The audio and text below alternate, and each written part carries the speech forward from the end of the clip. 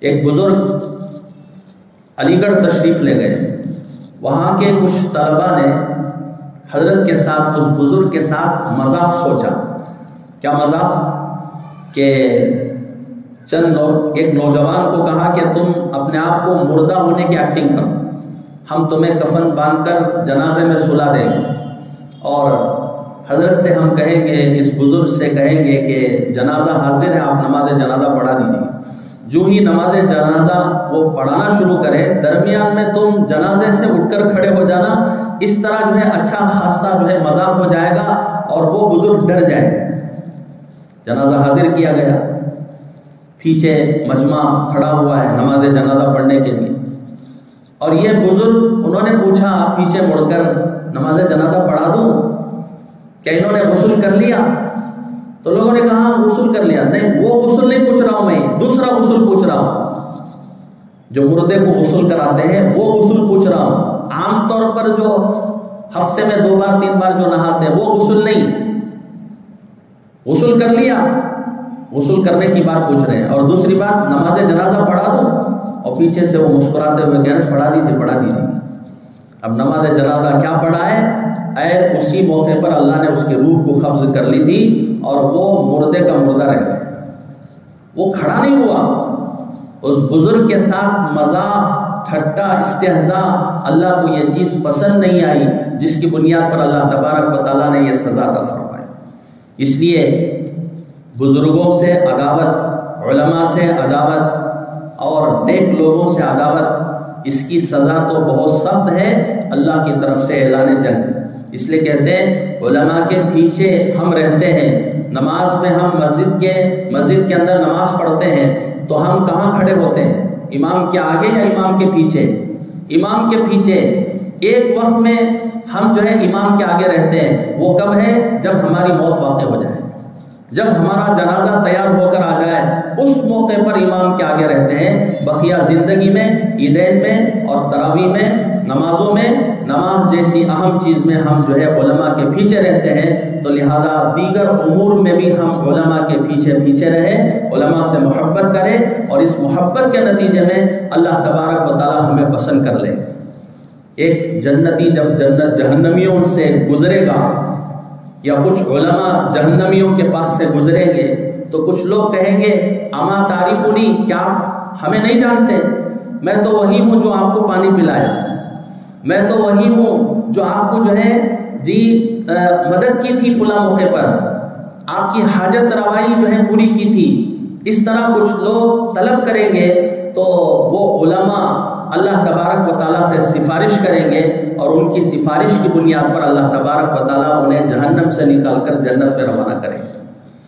اس لیے یہودیوں کی ایک بالکل بری جو عادت تھی، وہ انبیاء کو بھی نہیں بخشتے تھے، انبیاء کو بھی قتل کرتے تھے۔ اور اس کے بعد غلط ضالین، عیسائیوں کا ذکر ہے۔ عیسائی کیسے گمراہ ہو گئے؟ محبت میں غلو کیا، انہوں نے عداوت میں غلو کی اور انہوں نے محبت میں غلو کی۔ صراط مستقیم کیا ہے؟ اعتدال والا راستہ کیا ہے؟ ایک فریق کہتا ہے کہ نبی ہر جگہ ہے، ایک فریق کہتا ہے کہ نبی ہر جگہ ہے، آپ کہیں سے بھی درود پڑھو تو نبی جو ہے سنتے ہیں، جو صفت اللہ کی ہے وہ صفت نبی کے لیے طے کر رہے ہیں۔ ایک فریق کہتا ہے کہ آپ روضہ اقدس کے پاس بھی جاؤ، وہاں بھی درود پڑھو، تب بھی رسول اللہ نہیں سنتے۔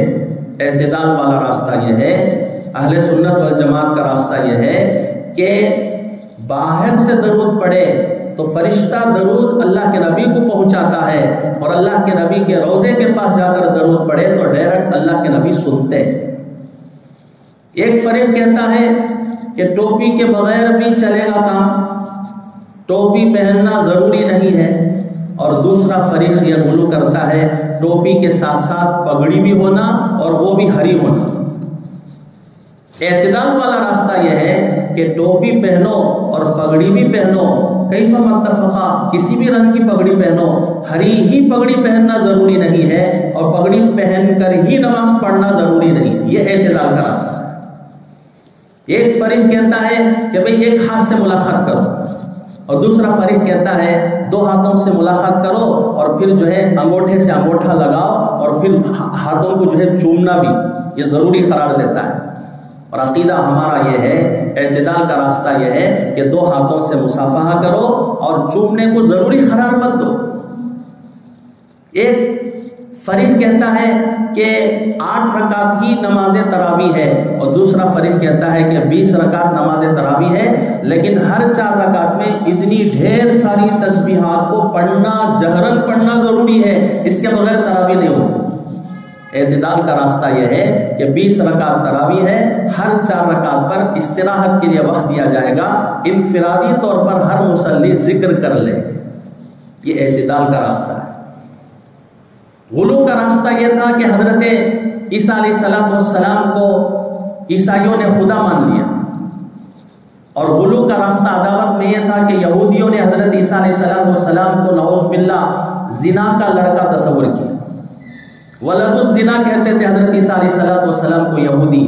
عداوت میں غلو اور ادھر محبت میں غلو، حضرت عیسیٰ علیہ السلام کو خدا کا بیٹا بنا دیا۔ اور ہمارا اعتدال کا راستہ یہ ہے کہ حضرت عیسیٰ علیہ السلام بھی نبی ہے، حضرت زکریا بھی نبی ہے، حضرت یحییٰ بھی نبی ہے۔ نبیوں پر ایمان لائے بغیر ہمارا اسلام مکمل نہیں ہو سکتا، ہم کامل ایمان والے نہیں ہو سکتے اگر نبیوں کی فہرست میں کسی ایک نبی کا بھی انکار کریں، کسی ایک نبی کا بھی انکار کریں۔ عیسائیوں کا یہ عقیدہ ہے، تثلیث کا عقیدہ، اللہ کو بھی مانتے ہیں اور حضرت عیسیٰ کو بھی مانتے ہیں، اور تیسری چیز حضرت مریم کو بھی مانتے ہیں، تثلیث کا عقیدہ ہے۔ جب ان سے پوچھا جائے کہ حضرت عیسیٰ خدا کے بیٹے ہیں اور خدا ہے، الوہیت ان کے اندر حلول کر گئی، تو پھر سولی پر کیوں چڑھ گئے؟ سولی پر ان کو کیوں چڑھا دیا؟ وہ کیوں اپنے آپ کو بچائے نہیں؟ تو عیسائیوں کا یہ عقیدہ ہے کہ حضرت آدم علیہ السلام کی غلطی کی وجہ سے وہ گناہ نسلاً بعد نسلن ان کی اولاد میں سرایت کرتی ہوئی ہم تک وہ گناہ کا مادہ ہمارے اندر آ گیا۔ اب حضرت عیسیٰ علیہ السلام کفارے کے طور پر اپنے آپ کو سولی پر لٹک گئے، اور اس کفارے کے نتیجے میں وہ جو گناہ کا مادہ انسانوں کے اندر تھا اللہ نے اسے ختم کر دیا۔ سولی پر چڑھ بھی گئے، تیسرے دن زندہ بھی ہو گئے۔ ہمارا عقیدہ یہ ہے وما قتلوہ وما صلبوہ، حضرت عیسیٰ علیہ السلام کو نہ انہوں نے قتل کیا نہ انہوں نے سولی پر لٹکایا، بل رفعہ اللہ، بلکہ اللہ نے حضرت عیسیٰ علیہ السلام کو آسمانوں میں اٹھا دیا۔ اور جب لانے کا ارادہ کریں گے اللہ تبارک و تعالیٰ قیامت کے قریب، حضرت عیسیٰ علیہ السلام دنیا میں تشریف لائیں گے، یہودی تمام جتنے بھی فرق باطلہ ہیں سب ختم ہو جائیں گے، خنزیر کو ختم کریں گے، صلیب کے نشان کو ختم کریں گے، جزیہ کو ختم کریں گے، عدل انصاف کا معاملہ کریں گے، اور پھر حضرت عیسیٰ علیہ السلام کی شادی بھی ہوگی، جبکہ عیسائیت میں شادی عبادت نہیں ہے، لیکن چونکہ امتی بن کر آئیں گے، رسول پاک صلی اللہ علیہ وسلم کی اقتدا کریں گے، اور اسلام کے اندر رسول پاک صلی اللہ علیہ وسلم کی شریعت کے اندر شادی کرنا مستقل عبادت ہے، اور شادی کے بعد اجر عبادت کا ثواب بڑھ جاتا ہے۔ اس لیے حضرت عیسیٰ علیہ السلام اس امت میں آ کر شادی بھی کریں گے، ان کی اولاد بھی ہوگی، اور پھر جو ہے ان کا انتقال بھی ہوگا، اور رسول پاک صلی اللہ علیہ وسلم کے روضہ اقدس کے قریب انہیں دفنایا بھی جائے گا۔ تو حضرت عیسیٰ علیہ السلام کے تعلق سے عیسائیوں کا یہ عقیدہ ہے، اور یہودیوں کا یہ عقیدہ ہے کہ بعض نبی یہ جو ہے نعوذ باللہ یہ جو ہے گنہگار تھے، اور زنا کی نسبت ان کی طرف کرتے تھے، خاص طور پر حضرت لوط علیہ السلام کی طرف نسبت کرتے تھے کہ ان سے زنا صادر ہوا ہے۔ اسلام کا عقیدہ، مسلمانوں کا عقیدہ یہ ہے کہ کوئی نبی غیر معصوم نہیں، ہر نبی معصوم ہے۔ میں نے اس سے پہلے بھی بتایا تھا، انبیاء معصوم ہیں، اولیاء محفوظ ہیں۔ انبیاء تک گناہوں کو اللہ پہنچنے نہیں دیتے، اور اولیاء اللہ کو گناہ تک پہنچنے نہیں دیتے، گناہوں کو انبیاء تک پہنچنے نہیں دیتے اس لیے کہ وہ معصوم ہیں، اور اولیاء اللہ کو گناہ تک پہنچنے نہیں دیتے اس لیے کہ وہ محفوظ ہیں، اللہ تعالیٰ حفاظت کرتے ہیں۔ تو یہ ہمارا عقیدہ ہے۔ اور دوسرا سورہ فاتحہ کے تعلق سے ایک مسئلہ، سورہ فاتحہ کے تعلق سے حدیث میں ہے لا صلاۃ الا بفاتحۃ الکتاب، نماز نہیں ہوگی اس وقت تک جب تک کہ تم سورہ فاتحہ نہ پڑھو۔ تو یہاں پر یہ مطلب نہیں ہے کہ امام کے پیچھے مقتدی بھی سورہ فاتحہ پڑھنا ضروری ہے۔ یہاں جماعت کا تذکرہ نہیں ہے، یا نماز کا تذکرہ ہے۔ لا صلاۃ الا بفاتحۃ الکتاب، کوئی انفرادی نماز آپ کی نہیں ہوگی، یا امام ہے تو امام کی نماز نہیں ہوگی جب تک کہ وہ سورہ فاتحہ نہ پڑھے۔ تو لہذا اس حدیث کی بنیاد پر امام شافعی رحمۃ اللہ علیہ، امام احمد بن حنبل رحمۃ اللہ علیہ اور امام مالک رحمۃ اللہ علیہ نماز میں سورہ فاتحہ کو فرض کا درجہ دیتے ہیں۔ فرض کا درجہ دینے کا مطلب اگر کسی نے سورہ فاتحہ کو چھوڑ دیا، پڑھا نہیں ہے، تو پھر اس کی نماز ہی نہیں ہوگی، سجدے سہو سے بھی نہیں ہوگی۔ امام ابو حنیفہ رحمۃ اللہ علیہ چونکہ قرآن کے اندر نص قطعی سے یہ ثابت نہیں ہے کہ سورہ فاتحہ پڑھنا ضروری ہے، قرآن کے اندر نہیں ہے، قرآن کے اندر تو فقرؤوا ما تیسر من القرآن، قرآن میں سے جہاں جو چاہے آپ جو ہے قرات پڑھ سکتے ہیں، جو بھی آیتیں پڑھنا چاہے تو پڑھ سکتے ہیں۔ تو اس لیے مطلق قرات تو فرض ہے، لیکن سورہ فاتحہ پڑھنا واجب ہے۔ واجب ہونے کا کیا مطلب؟ اگر کسی نے سہون سورہ فاتحہ کو نماز میں چھوڑ دیا، سہون بھولے سے، تو سجدہ سہو کر لیا تو نماز ہو جائے گی، سجدہ سہو کر لیا تو نماز ہو جائے گی۔ اور اگر جان بوجھ کر چھوڑا ہے تو سجدہ سہو کرنے سے بھی نماز نہیں ہوگی جب تک کہ نماز کا اعادہ نہ کر لے۔ نماز کا اعادہ واجب ہے۔ ایک مسئلہ تو یہ ہے، اور دوسرا مسئلہ یہ ہے کہ امام کے پیچھے سورہ فاتحہ پڑھنا یہ ضروری ہے یا امام کے قرات کو سننا ضروری ہے، اہم مسئلہ ہے۔ قرآن پاک میں ایک آیت ہے، اذا قرئ القرآن فاستمعوا له وانصتوا، اذا قرئ القرآن فاستمعوا له وانصتوا، جب قرآن پڑھا جائے تو تمہارے لیے دو چیزیں ضروری ہے، استمعوا له، غور سے اس قرآن پاک کو سننا، اور دوسری چیز خاموش رہنا۔ امام سورہ فاتحہ پڑھ رہا ہے، بجائے آپ مقتدی پیچھے اس کی قرات کو سننے کے آپ بھی پڑھ رہے ہیں، تو آپ نے اس کی قرات کو سنا کہاں؟ فاستمعوا پر عمل کہاں ہوا؟ فاستمعوا پر عمل اس وقت ہوگا جب قرآن پڑھا جائے نماز کے اندر امام صاحب اور مقتدی سنے، خاموش رہے۔ نمازیں دو طریقے کی ہیں، جہری نماز، سری نماز۔ فجر کی نماز جہری نماز ہے، مغرب کی نماز جہری نماز ہے، عشاء کی نماز جہری نماز ہے، اور دو نمازیں سری ہیں، ظہر اور عصر۔ امام جہرن قرات کرے تو فاستمعوا بھی ضروری ہے، انصتوا بھی ضروری ہے، یعنی غور سے سننا۔ آپ پیچھے نہیں پڑھیں گے، آپ غور سے سنیں گے اور خاموش رہیں گے۔ اور اگر امام سری نماز میں قرات نہ پڑھے پھر بھی آپ کے لیے ضروری ہے انصتوا، خاموش رہو، پھر بھی آپ نہیں پڑھیں گے پیچھے۔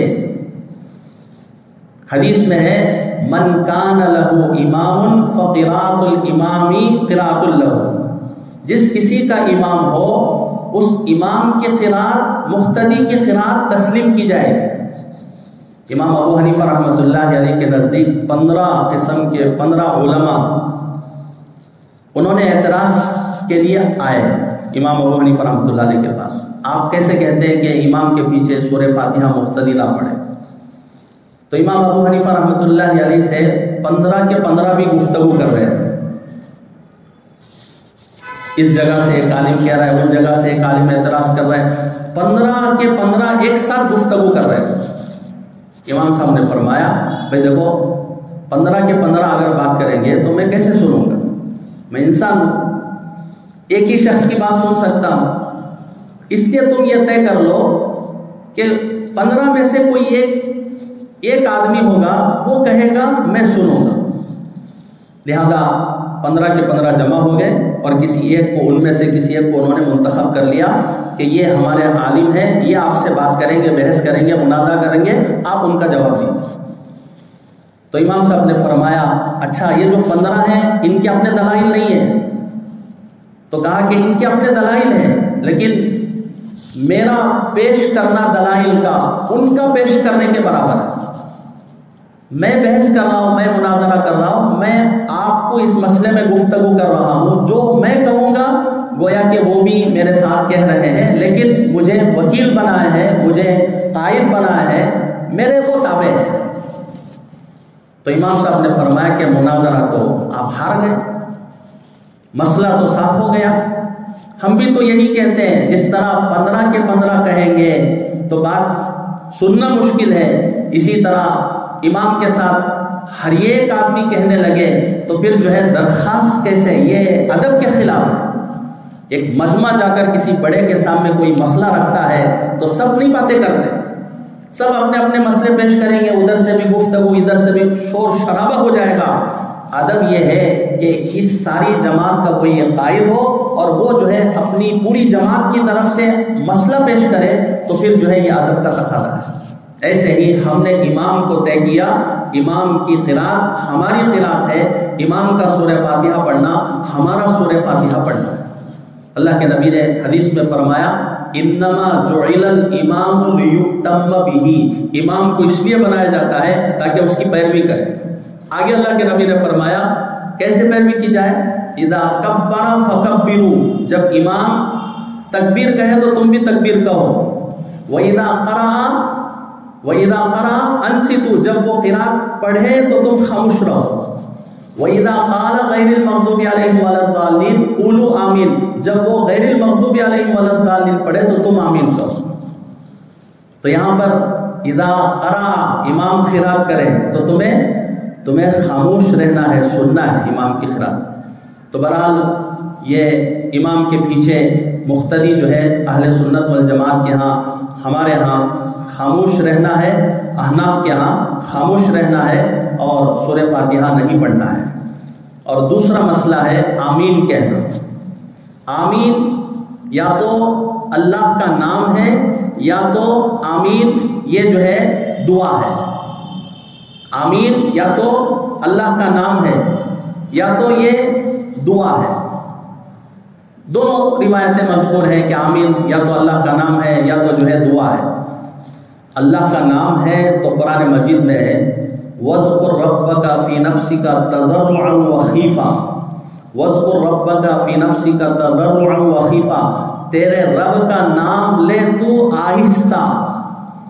آمین اگر اللہ کا نام ہے تو بھی آہستہ کہنا چاہیے، آمین اگر دعا ہے تو بھی آہستہ کہنا چاہیے۔ ادعوا ربکم تضرعا وخفیا، اپنے رب سے دعا کرو، کیسے؟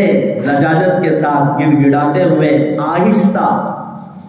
دوسری دلیل، حضرت ہارون علیہ السلام آمین کہہ رہے ہیں اور حضرت موسیٰ علیہ السلام دعا کر رہے ہیں، فرعون کے لیے بدعا کر رہے ہیں، یا اللہ فرعون کو غرق کر دے، فرعون کو تو نے مال دیا، نعمتیں دی، لیکن وہ شریر ہے۔ اس طرح دعا کرتے رہے اور حضرت ہارون علیہ السلام آمین کہتے رہے۔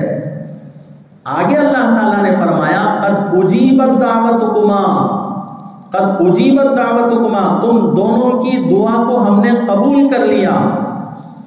حالانکہ حضرت ہارون علیہ السلام دعا نہیں کر رہے تھے، دعا کون کر رہے تھے؟ حضرت موسیٰ کر رہے تھے، اور آمین کہنے والے حضرت ہارون تھے۔ حضرت ہارون کے آمین کہنے کو بھی دعا تسلیم کیا گیا، تو پتہ چلا کہ آمین دعا ہے، اور دعا کے تعلق سے قرآن میں کیا ہے؟ ادعوا ربکم تضرعا وخفیا، دعا کو آہستہ کے ساتھ کرو اور پھر جو ہے لجاجت اور مضطرب ہو کر کرو۔